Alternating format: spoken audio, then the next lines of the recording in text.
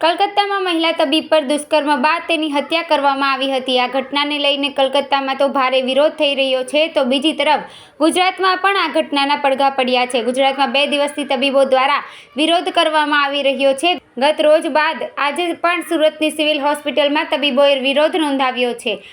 સુરતની civil hospital ખાતે resident તબીબોએ કાળા કપડાં પહેરીને વિરોધ કર્યો હતો, તેમજ સેફ્ટીનો સર્વિસ સુરક્ષા વગર સેવા નહીંનો સૂત્રોચ્ચાર કરી વિરોધ કરાયો હતો। આ ઉપરાંત સુરત IMAની સામાન્ય સભા યોજાઈ હતી, જેમાં મૌન પાળીને પીડિતાને શ્રદ્ધાંજલિ અપાઈ હતી। આ ઉપરાંત આજે સુરતની સિવિલ હોસ્પિટલ ખાતેથી તબીબોએ આજે રેલી યોજી હતી। આ રેલીમાં મોટી સંખ્યામાં તબીબો વિવિધ બેનરો સાથે જોડાયા હતા।